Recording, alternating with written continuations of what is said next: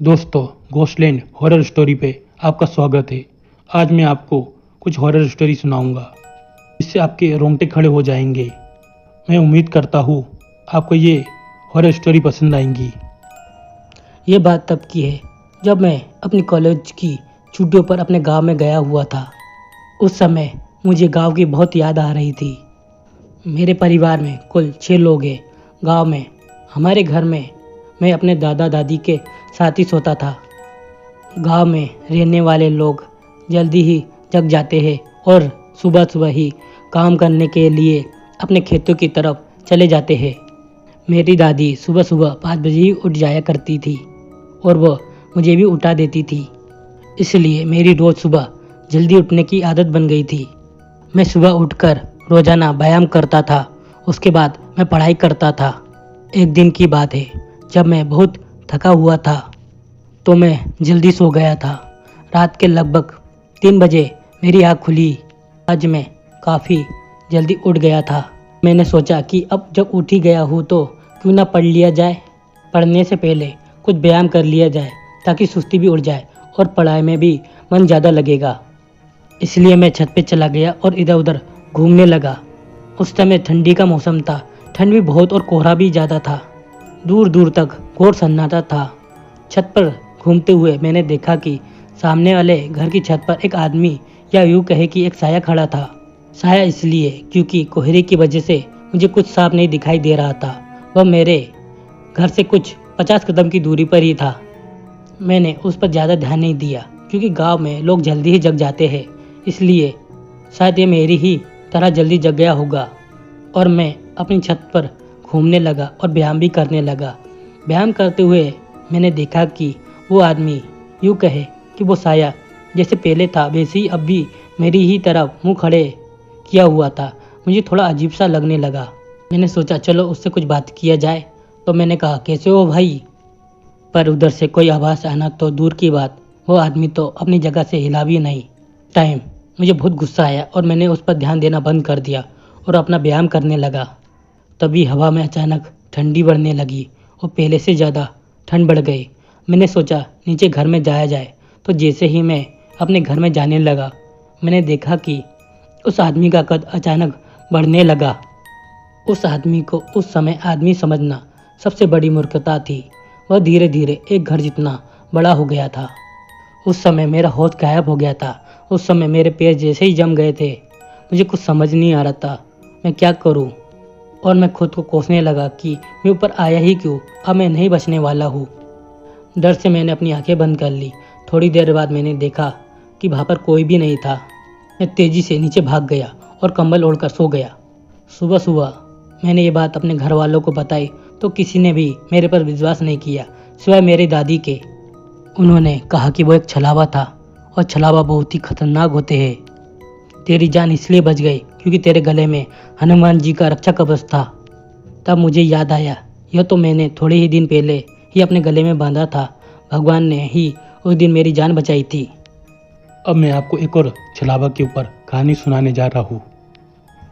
मनीष, जो कि एक मजदूरी का काम करता था, एक दिन वो पास के गांव में मजदूरी के लिए गया था। काम खत्म होने के बाद वो शाम के समय अपने घर के लिए चल दिया। पर उसी दिन अचानक से बारिश होने के कारण मनीष कुछ देर उसी गांव में रुक गया। फिर जब बारिश बंद हुई तो मनीष वापस अपने घर की तरफ चल दिया, मगर तब तक अंधेरा हो चुका था। जल्दी घर पहुंचने के चक्कर में मनीष ने खेतों के बीच बने रास्ते से जाने का निश्चय किया। काफ़ी समय तक चलने के बाद मनीष अपने गांव के नज़दीक आ चुका था। गांव में पहुंचने के लिए एक बगीचे से होके जाना पड़ता था। जैसे ही मनीष उस बगीचे में पहुंचा वैसे ही उसे एक बच्चे की रोने की आवाज़ सुनाई दी। मनीष ने सोचा इतनी रात को इस बगीचे में बच्चा कैसे आ सकता है। उसने बच्चे को ढूंढने के लिए इधर उधर देखा पर उसे कोई नहीं दिखा। तभी उसे अपने मन में ख्याल आया कि हो सकता है कोई औरत किसी काम से बगीचे में अपने बच्चे को साथ लेके आई होगी। इसलिए वो अपनी घर की तरफ चल दिया। पर जैसे जैसे वो आगे बढ़ते जा रहा था बच्चे की रोने की आवाज़ तेज और तेज सुनाई देने लगी। मनीष ने फिर सोचा हो सकता है वो औरत किसी परेशानी में फंस गई होगी, मुझे मदद करनी चाहिए। जिधर से आवाज़ आ रही थी मनीष उधर ही जाने लगा। कुछ दूर पहुँच के उसने देखा कि एक 6 से 7 महीने का बच्चा एक पेड़ के नीचे लेटा हुआ था और वही रो रहा है। मनीष तुरंत उस लड़के के पास पहुंचा और जोर जोर से आवाज़ देने लगा, कौन है यहाँ पे, किसका बच्चा है ये? मगर किसी ने आवाज़ नहीं दी। मनीष ने सोचा शायद इसकी माँ यही आसपास कहीं पर बेहोश हो गई होगी, इसलिए बोल नहीं पा रही होगी। फिर मनीष ने पूरे बगीचों को छान मारा मगर उसे भाग कोई भी नहीं दिखा। अब मनीष को बहुत गुस्सा आ गया था। उसने गुस्से में चिल्लाया, कौन है यहाँ पर जो बच्चा रख के चला गया? मगर किसी की आवाज़ नहीं आने के कारण मनीष ने वहीं रुकने का फैसला किया कि देखता हूँ कौन यहाँ है अपने छोटे बच्चे को रख के चला गया है। जब वो आ जाएगा तो मैं उसे ज़रूर डांटूंगा। मगर काफ़ी देर बीत जाने के बाद भी उस बच्चे को लेने के लिए वहाँ कोई नहीं आया। अब मनीष समझ चुका था कि शायद कोई जानबूझ के अपना बच्चा यहाँ पे छोड़ के चला गया है। तब मनीष ने उस बच्चे को गोद में उठाया और अपने घर की तरफ चलने लगा। रमेश रास्ते पर चिल्लाते हुए जा रहा था, कैसे कैसे लोग रहते हैं यहाँ पर, अपने ही बच्चे को अकेले छोड़ के चले गए। गुस्से में वो पूरे रास्ते बड़बड़ाते हुए जा रहा था। तभी मनीष को ऐसा लगा कि उसे चलने में दिक्कत हो रही है क्योंकि बच्चे का वजन बहुत भारी लगने लगा था। मगर मनीष घर पहुंचने की जल्दी में और तेज चलने लगा कि काफ़ी रात हो चुकी है, जल्दी ही इस बच्चे को लेकर घर पहुंच जाए। कुछ कदम चलने के बाद मनीष को ऐसा महसूस हुआ जैसे बच्चे का वजन बहुत ज़्यादा ही बढ़ चुका है। वो बच्चे को उठा के चल नहीं पा रहा था। जैसे ही मनीष ने बच्चे की तरफ देखा, उस बच्चे की एक आंख बाहर की ओर लटक रही थी और उसके पैर जमीन तक टच होने ही वाले थे और बच्चा मनीष को देखकर हंस रहा था। मनीष इतना देखते ही डर के मारे उस बच्चे को फेंक दिया। फेंकने के बाद वो बच्चा जमीन पर नहीं गिरा बल्कि जमीन से थोड़ा ऊपर ही लटकने लगा और जोर जोर से हंसते हुए बोला, क्या हुआ, मुझे अपने घर नहीं ले जाएगा? तू पूछ रहा था ना कि मैं किसका बच्चा हूँ, थोड़ी देर और गोद में रखता तब तुझे बताता किसका बच्चा हूँ मैं। इतना सुनते ही मनीष वहाँ से तुरंत भागने लगा और अपने घर पहुँच गया। मगर उसने ये बात किसी को नहीं बताई ताकि घर वाले भी ना डर जाए। जैसे तैसे उसने खाना खाया और सोने लगा। अभी मनीष को हल्की हल्की नींद आनी ही लगी थी कि उसे फिर घर के बाहर से उसे बच्चे के रोने की आवाज़ आने लगी। मनीष डर के मारे उठ गया और धीरे धीरे आवाज़ और तेज होने लगी। उसने अपने घर वालों को जगाया और सबको उस घटना के बारे में बताया। फिर उसने कहा वो बच्चा अभी भी घर के बाहर रो रहा है मगर बच्चे की रोने की आवाज़ किसी को सुनाई नहीं दे रही थी। वो आवाज़ बस मनीष को ही सुनाई आ रही थी। उसके बाद मनीष के घर वालों ने गांव के ही एक ओझा को बुलाया जिन्होंने मनीष का इलाज किया और उसके हाथों में धागे बांध दिए, जिसके बाद मनीष को उस बच्चे के रोने की आवाज़ बंद हो गई। फिर मनीष उस रात आराम से सो पाया। मैं अब आपको तीसरी कहानी सुनाने जा रहा हूँ। मेरा नाम विकास है। हमारे गांव में रामू नाम के एक बूढ़े चाचा रहते थे जिनका दिन में 4 से 5 बीड़ी बंडल पीने की आदत थी।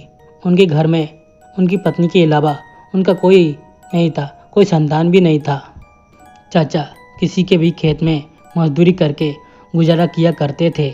उनकी इस बीड़ी पीने की आदत से उनकी पत्नी और उनके साथ काम करने वाले मजदूरों को भी काफ़ी परेशानी उठानी पड़ती थी।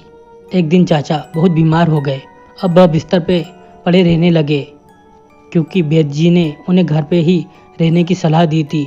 फिर चाची को ही मजदूरी करने जाना पड़ता था। चाचा रोज़ चाची के पास हाथ जोड़ के विनती करते थे कि मुझे बीड़ी लाकर दो, नहीं तो मैं मर जाऊंगा, या मुझे कम से कम 5 रुपए दे दो। पर चाची उनकी एक नहीं सुनती थी। चाचा ने गांव के लोगों से भी खूब विनती की, कोई उन्हें बीड़ी बंडल लाके दे दो, पर गांव वालों ने कोई दया नहीं दिखाई। एक दिन चाची सुबह सुबह मजदूरी करने के लिए घर से निकली थी। चाचा बोले, अब मेरा आखिरी समय आ गया है, आज तो कम से कम एक बीड़ी पिला दो।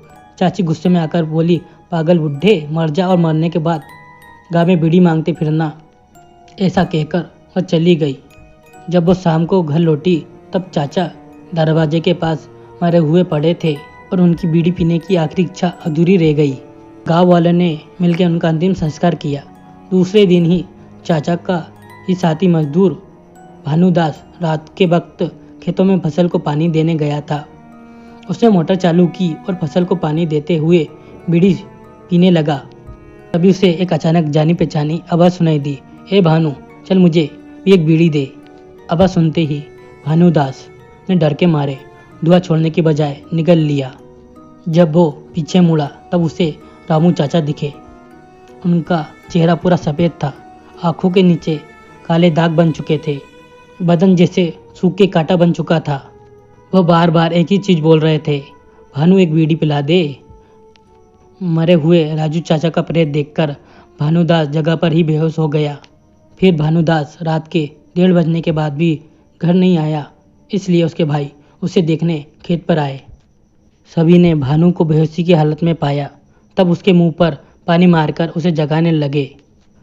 भानु होश में आया तभी उसने रामू चाचा के भूत के बारे में सबको बताया। जब भानु ने अपनी जेब टटोली, उसमें से बीड़ी का बंडल गायब था। घर जाते टाइम सबने देखा कि खेत पर बने चबूतरे पर पी हुई और कुछ आधी सुलगी बीड़ियाँ तो हुई पड़ी थी। उस दिन से कभी कभी रामू चाचा की भटकती आत्मा आने जाने वाले लोगों से बीड़ी मांग रही थी। उनके बरसी पर गांव वाले खेत के चबूतरे पर बीड़ी बंडल रख देते हैं और दूसरे दिन ही चबूतरे पर पी हुई बीड़ी मिलती है। माचिस के बारे में सवाल अगर आपके मन में आ रहा है तो ये भी बता देता हूँ कि चाचा के जेब में हमेशा माचिस रहती थी। अंतिम संस्कार के वक्त भी उनके जेब में गांव के लोगों ने माचिस रख दी थी। ये थी आज की हॉरर स्टोरी। कैसी लगी? अगर पसंद आई हो तो कमेंट करें और शेयर जरूर करें। आपके कमेंट का इंतज़ार करूँगा।